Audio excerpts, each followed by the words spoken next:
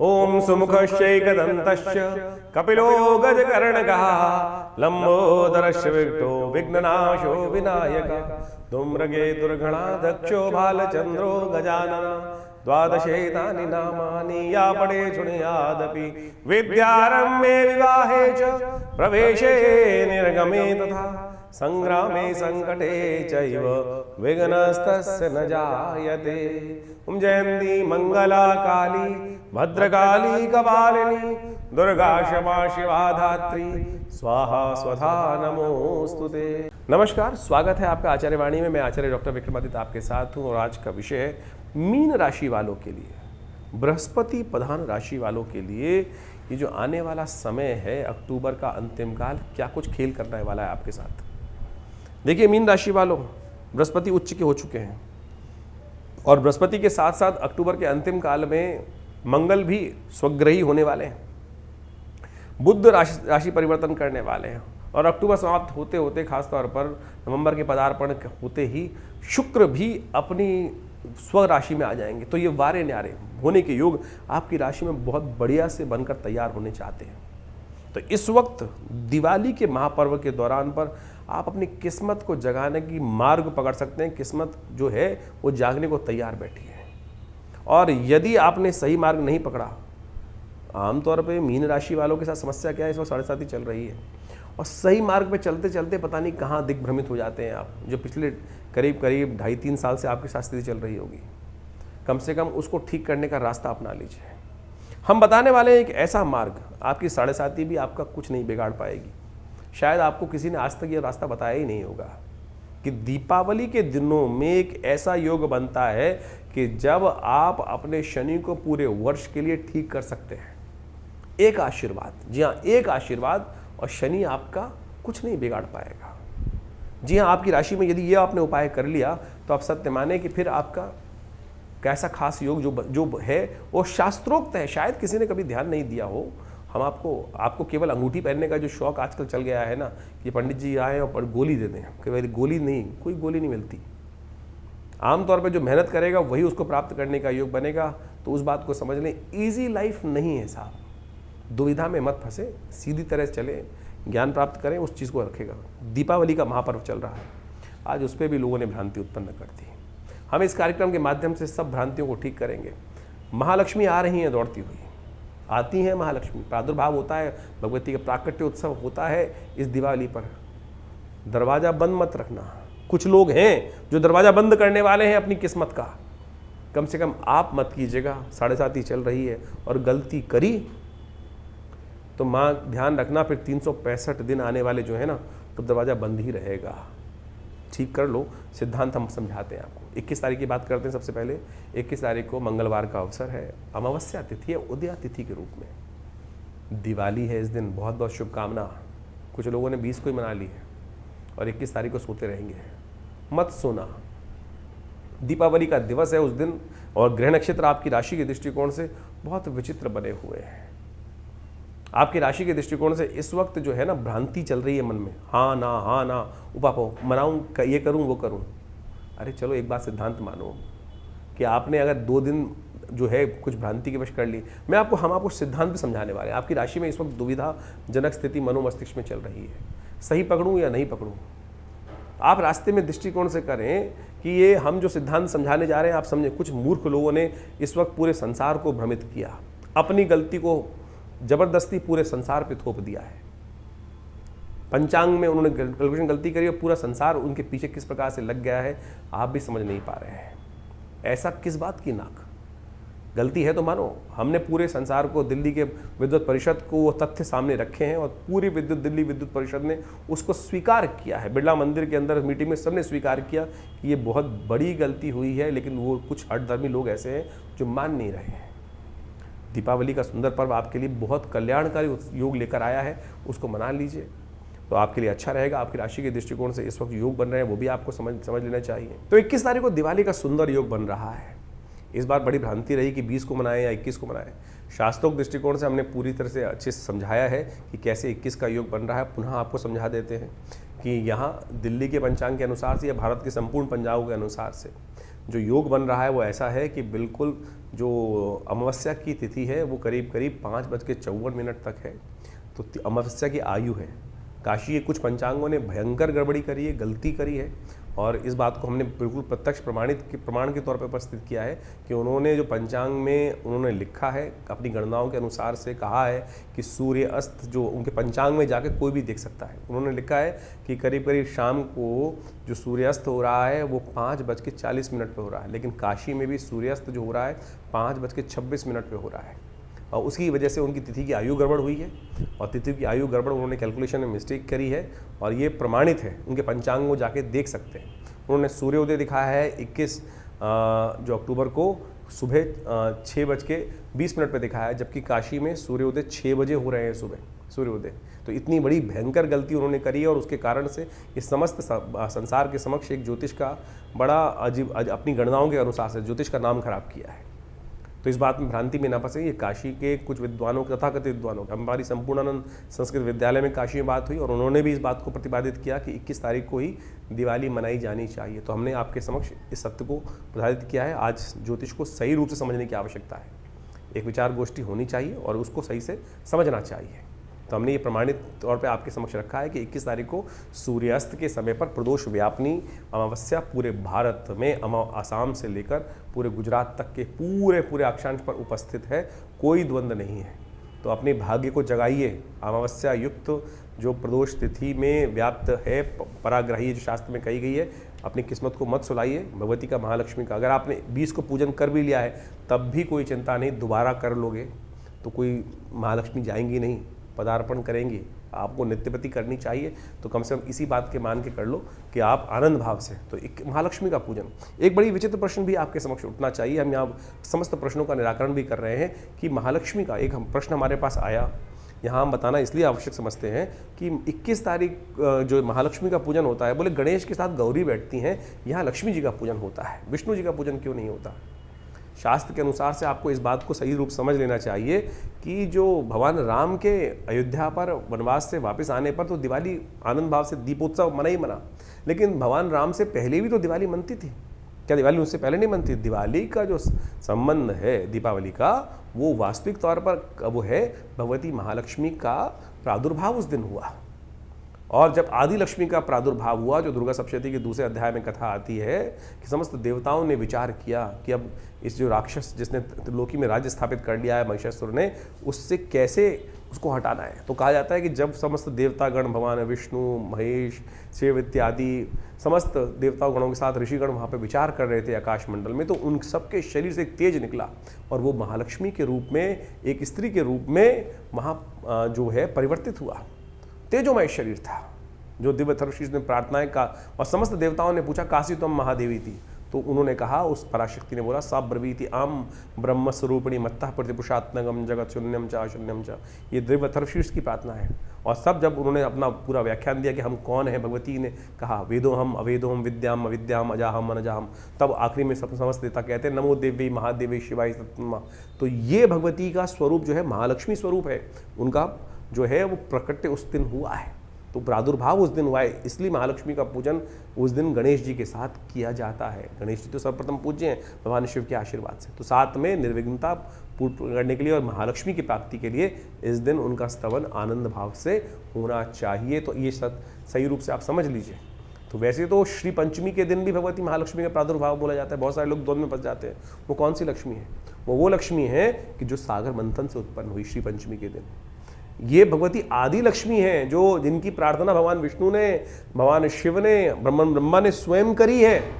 तो इस बात को जो आपस में मतभेद दिमाग में है भेद, उनको हटा दीजिए। तो आनंद भाव से भगवती की प्रार्थना करें। सुबह अपने पितरों के निमित्त अवश्य जो तर्पण इत्यादि है वो करना चाहिए। पहले पितृ पूजा, बाद में देव पूजा शास्त्र कहते हैं। तो 21 तारीख को सुबह अपने पितरों के निमित्त पूजन करें, उनको तर्पण इत्यादि करें, ब्राह्मण भोजन कराएं।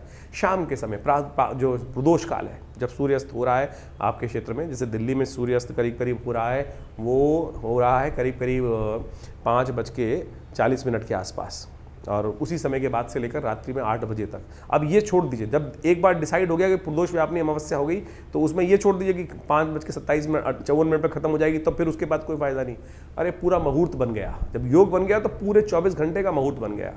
तो शाम के समय प्रदोष काल में जब सूर्यास्त के बाद से लेकर जब भी मुहूर्त आपके लिए व्याप्त हो रहा हो बढ़िया, उसमें आप आनंद भाव से माँ भगवती का, श्री गणेश का, लक्ष्मी जी का और साथ में कुबेर इत्यादि का समस्त पूजन घर में आनंद के साथ बैठ के करें। षोडशोपचार पंचोपचार पूजन अवश्य करने का प्रयास करें और उससे क्या होगा, भगवती महालक्ष्मी की प्रसन्नता प्राप्त होगी। पूजन के अंत में निशीतकालीन जो पूजा का समय है वो है रात्रि को 11 बजे से लेकर करीब करीब रात के 1:30 बजे तक। तो उस समय में भगवान शंकर के साथ अघोर मंत्र के साथ भगवान की पूजा होनी चाहिए भगवत की। उस दिन श्रीयंत्र को अपने घर स्थापित करना चाहिए दिवाली के पूजन में। साथ साथ शंख के द्वारा भगवती का सुंदर रूप से पूजन, शंख दक्षिणावर्ती शंख के रूप में भगवती महालक्ष्मी का जो पूजन करते हैं ना, कहा जाता है महालक्ष्मी अद्भुत रूप से उस घर में प्रतिष्ठा कर लेती हैं, रहती हैं। और साथ में पूजन के साथ साथ अवश्य वहाँ एक काम करें कि कमल के पुष्पों का एक शैया बनाकर भगवती को प्रदान करें या आनंद भाव से पूजन करें। असंख्य दीपक जलाएं, 2 खूल इत्यादि समस्त रूप से भगवान का भगवती का पूजन करेंगे तो आनंद भाव से भगवती की कृपा से आपके कष्ट निवारण करने का योग बनेगा। तो आनंद भाव से भगवती का पूजन करें। ये समय बहुत बढ़िया है, दीपावली का महापर्व है और ऐसे में समस्त योगों के अनुसार से मन के द्वंद्व को हटाइए। हम पुनः कहेंगे कि अगर आपने 20 तारीख को कर भी ली है तो दोबारा भी करने में कोई निषेध नहीं है। कम से कम इस मुहूर्त को मत जाने दीजिए। तो तथाकथित विद्वानों के मतद्वंद के अनुसार से जो आपस में उनका अंतर्द्वंद है उसको भूल जाइए और अपने इस योग का लाभ उठाइए। 21 तारीख को दीपावली बहुत शुभ योग में आ रही है। मंगलवार की दीपावली जो होती है ना, अगर उस योग को आप हटा देते हैं, उस योग में परमात्मा की आराधना नहीं करते हैं तो फिर ये अमंगलकारी भी हो जाती है। इस बात का ध्यान कर लेना चाहिए। तो आनंद भाव से भगवती का स्तवन करें। बहुत सुंदर योग बनकर आया है।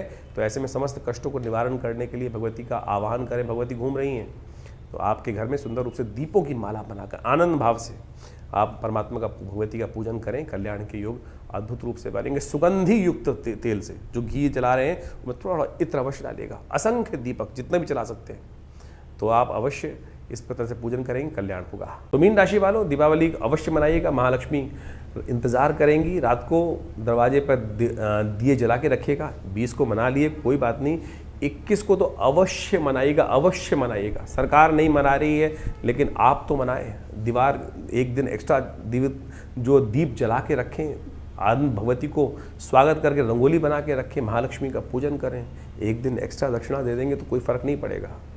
लेकिन सत्य माने, महालक्ष्मी का प्राकट्य उत्सव है। शास्त्र विधि के अनुसार से हमने सारे तथ्य आपके समक्ष रख दिए हैं। बुद्धिमान लोग समझ सकते हैं और इसमें कुछ भी प्रत्यक्षम किम प्रमाणम शास्त्र कहता है, यह समझ लेंगे तो अच्छा ही रहेगा आपके लिए। 22 तारीख का दिवस भी जान लीजिए, बुधवार का अवसर है। प्रतिपदा तिथि है इस दिन और इस दिन नववर्ष आरंभ हो रहा है। ग्रह नक्षत्रों के दृष्टिकोण से थोड़ा आपका ग्रह योग जो है दुविधा में चलते दिखाई दे रहे हैं। चीज़ें आपके लिए खासतौर पे ध्यान देने योग्य हैं। इस बात समझना चाहिए आपकी राशि के दृष्टिकोण से। इस वक्त जो ग्रह योग आपके लिए चल रहे हैं, बृहस्पति महाराज हर चीज़ को ठीक करने के लिए आपके लिए तत्पर होकर बैठे हुए हैं और जितना ज्ञान का सहारा आप लेंगे उतना बढ़िया आपके लिए रास्ता बनता दिखाई देगा। ये नववर्ष आपके लिए बहुत कुछ लेकर आ रहा है। सोइएगा मत। जो सोवत है सो खोवत है, जो जागत है सो पावत है। स्कंद पुराण के अनुसार से शास्त्र में अद्भुत कथा वर्णित है आज के लिए। 22 तारीख को अन्नकूट भी है, नववर्ष भी आरंभ हो रहा है। गुजरात इत्यादि में आज भी परंपरा है कि कार्तिक कृष्ण पक्ष की प्रतिपदा को नववर्ष के रूप में मनाया जाता है। भगवान कृष्ण की सुंदर उपासना की जाती है और ये दिन अद्भुत योग लेकर आता है। इस दिन जैसा जैसा आप करेंगे, जैसा जैसा आपके साथ होगा, पूरे वर्ष उसी प्रकार का योग बन सकता है। तो अच्छे रेजोल्यूशन, आमतौर पे लोग कहते हैं ना, नए साल के दिन से अच्छी अच्छी बातें सोचनी चाहिए, गलत काम नहीं करना चाहिए, अच्छे कपड़े पहनने चाहिए, सुंदर भाव सोचना चाहिए। वो हम 1 जनवरी के साथ जोड़ देते हैं। ज्योतिष के दृष्टिकोण से, स्कंद पुराण के दृष्टिकोण से, स्कंद पुराण में इस बात का वर्णन है कि जो कार्तिक शुक्ल पक्ष की प्रतिपदा है, जिसके दिन अन्नकूट होता है, गोवर्धन की पूजा होती है, उस दिन वो मुहूर्त बनता है कि जैसा जैसा आपके साथ होगा पूरे वर्ष उसी प्रकार के आपके साथ योग घटेंगे। तो इसलिए आनंद भाव से परमात्मा का सुंदर स्मरण करें, जल्दी उठें, भगवान का स्मरण करें, माता पिता का आशीर्वाद लें, गुरुजन का आशीर्वाद लें और उस दिन भगवान कृष्ण का सुंदर पूजन करना चाहिए। भगवान कृष्ण का अन्नकूट के रूप में, अन्न गोवर्धन के रूप में प्रकृति की पूजा करने का जो सिद्धांत है अद्भुत है। 56 भोग लगाए जाते हैं भगवान को। ये 56 भोग का सिद्धांत भी बड़ा विचित्र है। कहा जाता है कि भगवान ने 7 दिन तक, 8 पहर हर रोज़ होते हैं, 7 दिन तक भगवान ने अपने जो कनिष्ठिका उंगली के ऊपर पूरे पर्वत को उठा के रखा। तो इसलिए उनको 56 भोग लगाए जाते हैं। 7 × 8 करेंगे तो 56 आएगा। तो ये 56 भोग जो लगाए जाते हैं आनंद भाव से, संपूर्ण समर्पण है भगवान के प्रति कि भगवान अपने भक्तों की सदा रक्षा करते हैं। और ये कोई इंद्र के साथ द्वेष नहीं है भगवान का, भगवान तो इंद्र के परम हितैषी हैं। ये तो रूढ़िवादी परंपराओं को हटाने, प्रकृति के साथ व्यक्ति को जोड़ने की कथा है। अद्भुत रूप से इस बात को हमें समझना चाहिए। और एक बात समझें कि जो ये गोवर्धन पर्वत हैं, इनके बारे में अद्भुत कथाएं शास्त्र में बताएं। एक कथा हम आपको समक्ष रख दें कि कैसे भगवान ने शिरोधार्य किया गोवर्धन को। कहा जाता है कि भगवान के ऊपर ऋण था गोवर्धन पर्वत का। जब राम अवतार में सेतुबंध का निर्माण हो रहा था, तब कहा जाता है पूरे हर जगह से लोग अपने अपने जो अपनी सेवाएं देने वहाँ आ रहे थे। पहाड़, पर्वत, कंदराएं सब रूप से वहाँ पे चल दी थी अपनी तरफ से। जब गोवर्धन को पता चला कि भगवान को आवश्यकता है, तो वो भी उठ के चल दिए। भगवान एक जो कहा जाता है हनुमान जी स्वयं उनको उठा के चल दिए थे वहाँ पर लाने के लिए। लेकिन जब पता चला कि समय पूरा हो गया और वहाँ पर सेतुबंध का निर्माण हो गया, तब कहा जाता है कि गोवर्धन रो पड़े और उन्होंने कहा कि मेरे को भगवान की सेवा का सुंदर अवसर नहीं मिला। हनुमान जी ने जब वापस रख दिया उनको वहाँ पर, तो उन्होंने कहा कि मेरी ये जो सृष्टि जो भगवान के समक्ष मेरी ये जो प्रार्थना ये अवश्य रखना कि भगवान मेरे को क्यों आपने भुला दिया, मैं तो आ रहा था सेवा करने देने के लिए अपनी। तब भगवान ने, जब हनुमान जी ने ये बात भगवान के समक्ष रखी, तो भगवान ने कहा अगले इस जन्म में तो नहीं, अगले जन्म में अवश्य ये कर्ज को उतारेंगे। तो कहा जाता है कि जो पत्थर पिघल, जो जब गोवर्धन उस स्थिति में गए तो कहा था वो रो पड़े थे तो वो पिघल गए थे। आज भी वो निशान वहाँ जाके आप देख सकते हैं कि पत्थर गोवर्धन पर्वत के पिघले हुए हैं। तो समर्पण भाव है, वो चलायमान जो है। तो सुंदर रूप से भगवान कृष्ण अवतार जब हुआ तो भगवान ने अपने सिर पर धारण किया उस कर्ज को उतारने के लिए। तो आप सोचे भगवान किसी का सब पे कृपा करने के सुंदर योग बनाते हैं। तो आप इस भाव को ध्यान रखें तो आनंद भाव से समस्त ये समर्पण भाव की भाव है। तो इसलिए आनंद भाव से गोवर्धन का पूजन करें। हमने विवेकानंद योगाश्रम में इस दिन बड़ा विशाल कार्यक्रम रखा है। हमारे गुरुदेव का जन्मदिवस भी होता है, आचार्य केशव देव जी महाराज का। तो उस दिन बड़े आनंद भाव से भगवान गोवर्धन का पूजन, गोबर का बहुत बड़ा पर्वत बनाकर उनका बड़े सुंदर रूप से भगवान का, विष्णु का, भगवान कृष्ण का सुंदर पूजन, कीर्तन इत्यादि समस्त रहता है। तो शाम के समय अन्नकूट का भंडारा रहता है। आप भी आइए और सुंदर रूप से भगवान का सुंदर स्तवन करें। और सबसे पहला काम ध्यान रखिएगा, इस दिन सुंदर योग जो बन रहा है आनंद से रहेगा, पर प्रसन्नता से रहेगा, भगवान का भजन कीजिएगा। जितने अच्छे काम हो सकते हैं वो सब करने का प्रयास करें, क्योंकि यही वो दिन है। पुनः आपको अवगत करा देते हैं। और इस दिन अवश्य भगवान कृष्ण के लिए, भगवान विष्णु के लिए सुंदर पूजा, षोडशोपचार पूजन कर कर उस दिन कम से कम अपने आप को 11 दीपक अवश्य घी के चलाने चाहिए। और 11 दीपक जलाकर सुंदर रूप से शंख की, भगवान विष्णु की सुंदर रूप से पूजा अवश्य करनी चाहिए उस दिन। इस बात का हमें ध्यान रखना चाहिए। तो मीन राशि वालों, आपकी राशि के दृष्टिकोण से आपको समझ लेना चाहिए कि 23 तारीख का दिन भी क्या कह रहा है आपके लिए। 23 तारीख बृहस्पतिवार का अवसर है और उस दिन द्वितीया तिथि, यम द्वितीया का दिन है।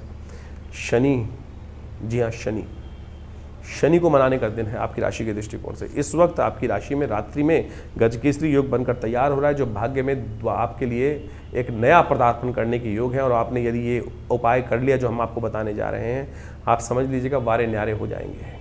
शास्त्र दृष्टिकोण से शनि का संबंध सूर्य के साथ भी है, जो हम अभी पूरी तरह से बताएंगे आपको। इस दिन ग्रह आपके लिए खास तौर पर बहुत बढ़िया योग बना रहे हैं। बहुत महत्वपूर्ण कार्यों को अभी छुट्टी बनाइए, कल से कीजिएगा। कल से ग्रह आपके बहुत सुंदर योग बनाएंगे आपकी राशि के, अगले दिन से आपकी राशि के दृष्टिकोण से, तो उसको आप पकड़ लीजिएगा। लेकिन आज आशीर्वाद प्राप्त करने का दिवस है। आज बहुत ज़्यादा इन्वॉल्व होने के लिए चीज़ों को ज़रूरत नहीं है, थोड़ा डिले करके कार्य करना अच्छा रहेगा, क्योंकि आज दुविधा है मन में। कल निश्चितता आपके उदय होने के ग्रह लेकर आ रहे हैं, उस निश्चितता के साथ कार्य करने से आपके लिए बहुत अच्छा योग बनते हैं। आप अकेले पढ़ सकते हैं। आज ग्रह थोड़ा है मन में, कहीं ना कहीं दुविधा रहेगी, कोई साथ कुछ कई बार स्थिति हो सकती है। थोड़ा सरल होकर, जितने विनम्र होकर आशीर्वाद, शनि महाराज आपके लग्न में चल रहा है और जो जबरदस्ती आपको एरोगेंट बना रहा है, अड़ियल बना रहा है, नर्म जो है, थोड़ी नम्रता लाने का आपको प्रयास करना चाहिए। और जहाँ नम्रता आ जाती है ना, क्षमा, जो शास्त्र पे कहा गया ना, शास्त्र के दृष्टि परोपकाराय वांति नद्या, और जो पेड़ है वो भी झुक जाता है।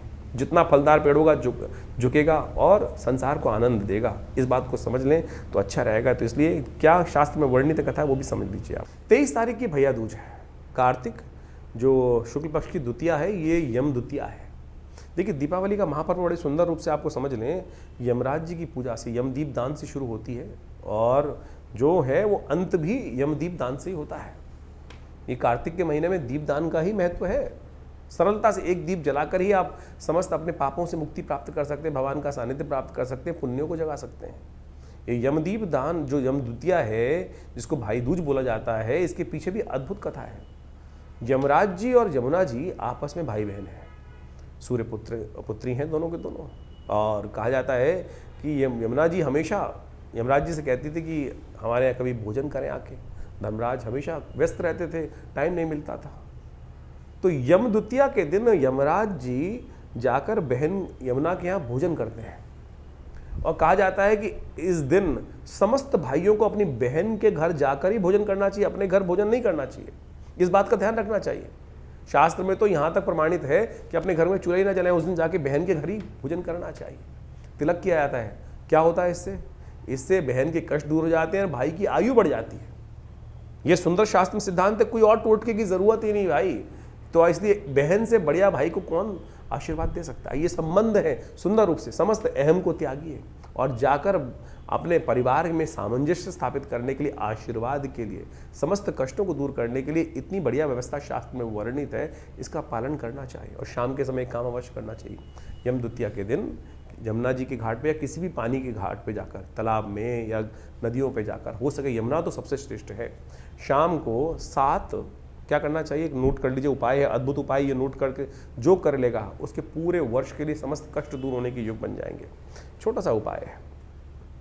आपको क्या करना है, 7 पत्ते मंदार के लेकर उसमें जो 7 ही पत्ते बेर के रखने हैं और उसके ऊपर एक दीपक रखना है और उसको चलते पानी में प्रवाहित करना है। गन्ने का एक डंडा लीजिए, गन्ना जो होता है उससे डंडा लेकर उसको हल्का सा पानी हिला दीजिएगा और अपने सिर पर से वार कर इसको अर्पित कर दीजिए चलते पानी के अंदर या किसी पोखर पे।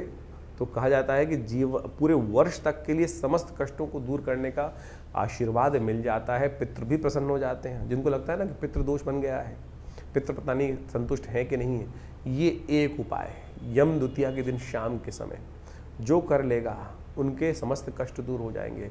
शनि से जो परेशान है, एक बात और नोट कर ले, शनि भी सूर्यपुत्र ही हैं और जो विशेष तौर पर यमुना जी के भाई ही हैं। ये उपाय यदि आप कर लेंगे तो शनि की जो आपके जीवन में कष्टों के योग चल रहे हैं, शनि है 7.5 चल रही है, ढैया चल रही है, कुछ चल रही है, तो उससे भी कष्ट निवृत्ति का योग बन जाएगा। तो ये अकाट्य प्रयोग है, आप ध्यान लीजिए। तो इस बात का ये उपाय आपने कर लिया तो आप समझ रहे हैं शनि भी आपके अनुकूल हो जाएंगे, शनि आपको परेशान नहीं करेंगे। तो शास्त्रोक्त विधि के अनुसार से हमने पौराणिक कथाओं के माध्यम से ये जो पूरा समस्त आख्यान आपके समक्ष उपस्थित किया है, कर लीजिए, कल्याण होगा। तो मीन राशि वालों, इस दिन यम का भी पूजन करना चाहिए, चित्रगुप्त जी का पूजन भी करना चाहिए। और शास्त्र स्कंद पुराण में इस बात को कहा गया है कि जो इस दिन यम और चित्रगुप्त का पूजन करके उनका तर्पण कर लेते हैं, पंडित जी 10 मिनट में करा देंगे आपको। किसी भी अच्छे योगी ब्राह्मण जी के पास, पंडित जी के पास जाकर उनसे कहिए हमें यम तर्पण भी करना है इस दिन, क्योंकि यम के निमित्त तर्पण करने का शास्त्र में नियम है, वो करा दीजिए। 14 मंत्र होते हैं, 5 मिनट लगेंगे, पंडित जी से कराइए, थोड़ा दक्षिणा दीजिए। और कहा जाता है कि इस दिन यम तर्पण जो कर लेते हैं उनकी 1 वर्ष तक कोई भी नेगेटिव चीज़ उनके जीवन में नहीं घटती है। समस्त कष्ट, एक रक्षा कवच यम की तरफ से प्राप्त हो जाता है और यम का जो रक्षा कवच है वो सबसे बड़ा कवच माना जाता है। इसलिए इस बात का ध्यान रखते हुए कार्य करना चाहिए। 24 तारीख शुक्रवार का अवसर, तृतीया तिथि विद्यमान है, सबसे बड़ा परिवर्तन ग्रहों का होने का योग बन रहा है। जो भाग्य में जाकर बुध महाराज आपकी राशि के दृष्टिकोण से बैठ जाएंगे, चंद्रमा पहले ही बैठ चुके हैं और बृहस्पति से दृष्ट होकर बैठ रहे हैं और ये आपके लिए एक निश्चितता उत्पन्न करने के योग दे रहे हैं, भाग्य जगाने के योग बनाते दिखाई दे रहे हैं। भाग्य का सहारा आपको कुछ दिन आप मिलता दिखाई देगा। बृहस्पति पहले ही उच्च के हो गए हैं, बुध ने जाकर एक नया रास्ता बना लिया, शुक्र बहुत जल्दी आने वाले हैं, मंगल वहाँ पदार्पण करने वाले हैं। लेकिन ध्यान रखिएगा, थोड़ी सी जो है मंगल इस वक्त चल रहे हैं वो कहीं ना कहीं थोड़ा आपकी राशि के दृष्टिकोण से ऐसे चल रहे हैं कि जो आपको अकेला करते दिखाई दे रहे हैं। थोड़ा नरम रहिए, थोड़ा सा अपनी अपनी ना चलाएं, दूसरों की सुनने का प्रयास करें। ये सबसे बड़ा उपाय है आपकी राशि के दृष्टिकोण से इस वक्त। गौ सेवा करें, जितनी गौ सेवा करेंगे उतना आपके लिए बुद्ध भी अच्छा होगा और माँ भगवती कृपा भी प्राप्त होगी। 25 तारीख शनिवार का अवसर, चतुर्थी तिथि विद्यमान है, भद्रा का योग साथ में बन रहा है जो दोपहर के बाद रहेगा। तो नए कार्यों में हाथ ना डालें। गजकेसरी योग जरूर है आपकी राशि में दृष्टिकोण से। ग्रह कम से कम 70-80% आपके फेवर में चलते दिखाई दे रहे हैं, लेकिन आपकी राशि के दृष्टिकोण से 7.5 जो है वो परेशान कर रही है। चतुर्थी के दिन शनिवार का योग पड़ रहा है, थोड़ी गणेश जी की उपासना करें, गणेश जी को थोड़ा सिंदूर अर्पित करने का प्रयास करें, कृपा होगी। और गणेश जी समस्त विघ्नों को दूर करते हैं। जब गणेश जी का आशीर्वाद मिल जाएगा ना, तो विघ्न अपने आप, शनि के विघ्न भी दूर करने का रास्ता इस सुंदर योग से आपको मिलता दिखाई देगा। 26 तारीख रविवार का अवसर, पंचमी तिथि विद्यमान है, ग्रह परिवर्तन करने का योग बना रहे हैं और ये परिवर्तन आपके कार्यों में सफलता की सूचना आपको पहले से दे रहे हैं। निर्द्वंद भाव से, मेहनत से भागिएगा मत, इस बात का ध्यान रखते हुए आगे करने का प्रयास करें। संत महात्माओं का आशीर्वाद सौभाग्य पंचमी के दिन अवश्य लेना चाहिए। कार्तिक की पंचमी शुक्ल पक्ष की होती है, सौभाग्य और ज्ञान पंचमी कही जाती है। ज्ञान सही मार्ग पर लेने का दिन दिखाई देता है। सूर्य से बड़ा ज्ञान कौन देगा? सूर्य सबके ही गुरु हैं, प्रत्यक्ष देवता हैं। यहाँ तक कि हनुमान जी के भी गुरु माने जाते हैं भगवान सूर्य, और जो उनकी दीक्षा में चलते हैं। और इस दिन अवश्य भगवान सूर्य का सुबह सुबह दर्शन करें, उनका पूजन करें, क्योंकि इन दिनों सूर्य का ज्ञान लेने की बहुत ज़रूरत है, क्योंकि सूर्य कमज़ोर स्थिति में चल रहे हैं आपकी राशि में। 27 तारीख का दिन सोमवार का छठ का पर्व है, जो संपूर्ण उत्तर पूर्व भारत सूर्य की आराधना करता है, आशीर्वाद लेता है। सूर्य का आशीर्वाद लेकर कल्याण का योग आपकी राशि में बनता दिखाई देगा। उसका आशीर्वाद लेकर जितने काम करोगे, इस दिन सबसे बड़ा परिवर्तन होने जा रहा है। मंगल महाराज भाग्य में स्वग्रही होकर बैठने जा रहे हैं, जो आपकी राशि के दृष्टिकोण से 1 साल से चल रही शनि मंगल के टकराव को समाप्त करते दिखाई दे रहे हैं। अब मंगल का शौर्य दिखाने का अवसर आपकी राशि के दृष्टिकोण से है। शनि को आप शांत करने का अनेक उपाय जो हमने बताए, वो यदि आप कर लेंगे तो फिर मंगल अपना आपको चमत्कार दिखाने के योग बृहस्पति के साथ इन आने वाले करीब करीब पूरे नवंबर के महीने में दिखा देंगे। और किस्मत जगाने के लिए बहुत छोटे दिन आवश्यकता होती है, बहुत बढ़िया कार्य कर सकते हैं। तो इस प्रकार का योग बनता दिखाई दे रहा है। नए संपर्क, राजनीतिक तौर पर जो लोग क्षेत्र में है, उनके लिए भी किस्मत चमकाने का अवसर खासतौर पर बनता दिखाई दे रहा है। तो इसलिए शनि को ध्यान रखते हुए कार्य करना पड़ेगा। शनि की 7.5 है, बस उसको अगर अंकुश आपने जो हमने उपाय बताए हैं वो कर लिए, शनि स्तोत्र का पाठ कर लिया, तो फिर क्या करेंगे, शनि सब कल्याण करने के योग बनते दिखाई देंगे। 28 तारीख का दिवस मंगलवार का दिवस है। षष्ठी तिथि थोड़ी बड़ी हुई है, और ऐसे में ग्रहों का परिवर्तन कर कर बहुत सुंदर रूप से परिवर्तन का योग बन रहा है। लाभ का योग आपकी राशि बनता दिखाई देगा। तो आप चलते रहिए, आने वाले करीब करीब 5-6 दिन आपके लिए बहुत पॉजिटिव योग बनता हुआ दिखाई देगा। आप बस चाल में बैठिएगा मत। कहीं वो खरगोश, और आपको याद होगी दौड़ खरगोश की, और ख़ासतौर पर कछुए की दौड़ थी। जो खरगोश था कहीं रास्ते में जाके सो गया था और फिर कछुआ जीत गया। ऐसी स्थिति आपके साथ बन सकती है। आप कूद लगा के चल दीजिए, खरगोश बनकर चलिए, बस सोइएगा मत, तो निश्चित विजय आपकी होने के योग आपकी राशि में इस वक्त बनते दिखाई दे रहे हैं। हिम्मत जगाए रखें। मंगलवार का अवसर है, कोशिश करें बजरंग बली का सहारा लेते रहें, सुंदरकांड का पाठ रखें, कल्याण होगा। 29 तारीख बुधवार का अवसर, सप्तमी तिथि विद्यमान है। गजकेसरी योग आपकी राशि में बनकर तैयार है। बस ध्यान ये रखिएगा, भद्रा है, नए कार्यों में हाथ नहीं डालना है। पुराने कार्य जिस प्रकार चलते हैं वो चलते रहने दीजिए, उसमें विजय के चांसेस पूरी तरह से ग्रह बनाकर तैयार हो रहे हैं आपके लिए। 30 तारीख का दिन बहुत विशेष दिन है। इन दिनों शुक्र चल रहे हैं कमज़ोर अवस्था में, और वो आपकी बुद्धि को सही चाणक्य नीति की तरफ नहीं चल रहे हैं। जीवन में सफलता तभी मिलती है जब थोड़ी सी उंगली टेढ़ी करनी पड़ती है, और वही चीज़ नहीं हो रही है। आमतौर पर शुक्र को ताकत देनी पड़ती है जब शुक्र कमज़ोर चल रहे होते हैं, और इस वक्त आपकी राशि के दृष्टिकोण से शुक्र थोड़ी कमज़ोर स्थिति में चल रहे हैं। उनको ठीक करने के लिए थोड़ा रास्ता अपना लेना चाहिए। गोपाष्टमी है, सुबह सुबह गौशाला में जाकर गौ पूजन करें। आमतौर पर शुक्र का संबंध लोग जोड़ देते हैं ऐश्वर्य के साथ, समृद्धि के साथ तो है ही समृद्धि, लेकिन जोड़ देते हैं वो विशेष तौर पर अय्याशी और पता नहीं क्या क्या शराब इत्यादि के साथ। बिल्कुल नहीं है संबंध। नेगेटिव शुक्र का संबंध हो सकता है बदमाशी के साथ, लेकिन अच्छे शुभ शुक्र का संबंध गौ के साथ होता है। तो गौ पूजन सबसे श्रेष्ठ उपाय है शास्त्र के दृष्टिकोण से। अगर बहुत सारे लोग कहते हैं साहब गौ पूजन कहाँ करें, गाय मिलती नहीं है। अरे सब आश्रमों में गायें विद्यमान है, गाँव आश्रम में व्यवस्था बनाए। 31 तारीख शुक्रवार का अवसर, 9वीं तिथि विद्यमान है, और इस दिन ग्रहों का परिवर्तन का योग बन रहा है, और साथ साथ पंचक भी आरंभ हो रहे हैं। तो ऐसा ध्यान रखना है कि जो जो कार्य पंचक में नहीं करने चाहिए उसका ध्यान रखते हुए कार्य कीजिएगा। एकत्रीकरण, छत ना डालना, जो कंस्ट्रक्शन कंपनी में लोग हैं उनको थोड़ा ध्यान रखते हुए कार्य करना चाहिए। ग्रहों का योग जो आपके लिए बन रहा है, स्वास्थ्य के मामले में थोड़ा ध्यान रखने की ज़रूरत है। चंद्रमा की युति राहु के साथ आपकी राशि के दृष्टिकोण से जहाँ हो रही है, वो कहीं ना कहीं थोड़ा सा स्वास्थ्य के मामले में समस्याओं को भारी कर सकता है। तो ऐसे में आपकी राशि के दृष्टिकोण से आपको चावल इत्यादि का दान करने का प्रयास करना चाहिए, वो आपके लिए उपयुक्त रहेगा। और साथ साथ इस दिन आरोग्यता में थोड़े प्रश्न दिखाई देते हैं स्वास्थ्य के मामले में, तो आंवला नवमी है, उसका महात्म्य शास्त्र में अद्भुत रूप से बताया गया है। वो पूरी तरह से जान लीजिए। आंवला नवमी के दिन विशेष तौर पर भगवान विष्णु की उपासना जो कर लेते हैं उनके समस्त आयुष संबंधी समस्याएं ठीक करने के योग बन जाते हैं। शास्त्र के दृष्टिकोण से कहा जाता है कि इस दिन से आंवला पूजन करने के बाद एक आंवला रोज यदि पूरी सर्दी आप खा लें तो आपकी स्वास्थ्य संबंधी समस्या, जो ग्रह इस वक्त शनि को देख लें, चाहे आप बृहस्पति को देख लें, वो कहीं ना कहीं स्वास्थ्य के मामले में थोड़ा नेगेटिव चल रहे हैं, तो उनको ठीक करने के लिए ये सुंदर योग है। तो इसको अपनाइए, कल्याण होगा। तो ये जो ग्रहों का योग आपने समझा, नित्यपति जो ग्रहों का परिवर्तन आपके समक्ष उपस्थित होता है, और इस अक्टूबर के महीने में तो बहुत सारे महत्वपूर्ण ग्रह परिवर्तन की तरफ जा रहे हैं, ये सब आपको समझ में आना चाहिए। मंगल स्वग्रही होने जा रहे हैं, शुक्र बहुत जल्दी अक्टूबर समाप्त होते ही स्वग्रही अपने रूप में आ जाएंगे, बृहस्पति उच्च के हो गए, शनि अब पुनः मार्गी होने की तरफ जा रहे हैं। तो ये ग्रहों का जो विशेष परिवर्तन है, कुछ नया, यानी दीपावली के बाद से ऐसे जैसे ग्रहों का परिवर्तन होने के योग बने हैं, वो महत्वपूर्ण परिवर्तन आपके जीवन में लाने के योग बनाएंगे। जब ग्रह अपनी शक्ति में आते हैं तो कई प्रकार से अच्छे समय को आपके समक्ष लाने का उपस्थित योग बना देते हैं। तो ऐसे में हमको अपने आप को तैयार करना चाहिए। तो ग्रहों का योग जो है, जिस प्रकार से आपने समझा है, आपकी राशि के दृष्टिकोण से परिवर्तन की तरफ चला गया है। चीज़ें बिल्कुल बहुत सारी चीज़ों के मामलों में अनुकूल परिस्थिति बन रही हैं। जो शनि का मंगल के साथ एक विचित्र प्रकार का योग पिछले करीब 3-4 महीनों से 5 महीनों से लगातार चल रहा था।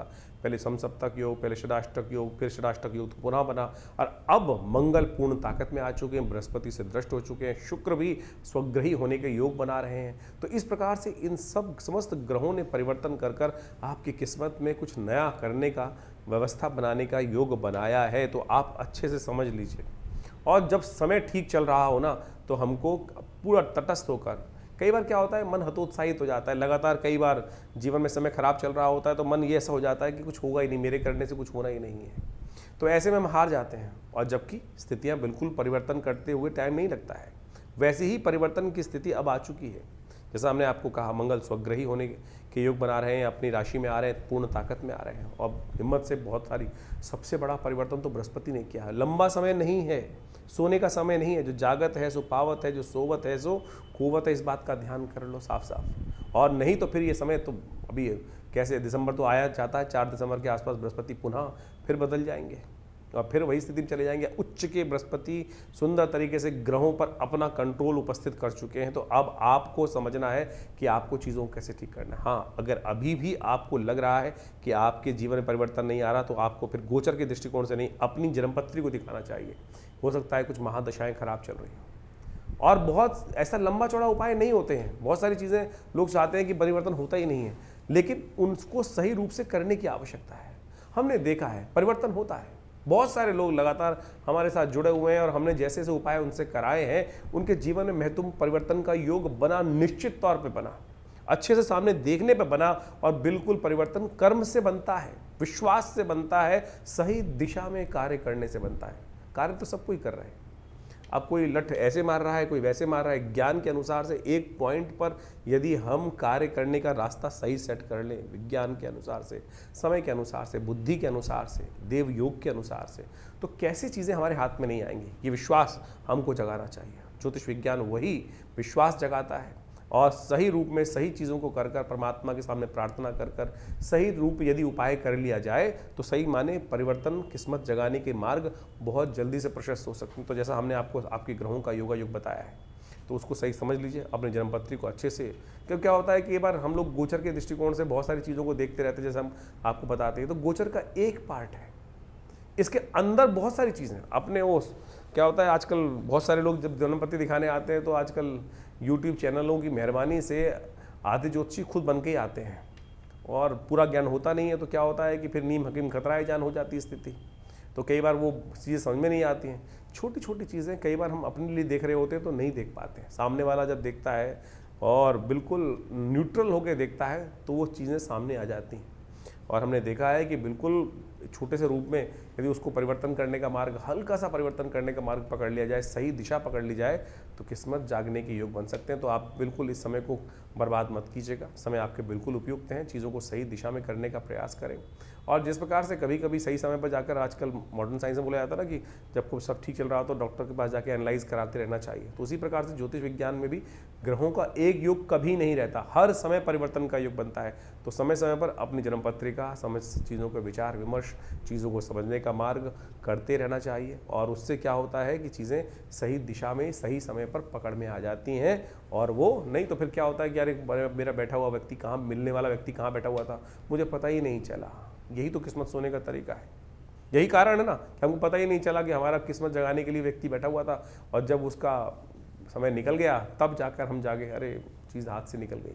तो ऐसा ना करें, जगाइए किस्मत को और ग्रहों को सही स्थिति को समझें और जन्मपत्री को सही से समझकर, चीज़ों को सही समझकर, और बहुत सारी चीज़ों के अनुसार से हम आपके जो भविष्य बल को समय समय बताते रहते हैं, उसको सही से समझकर कार्य कीजिए।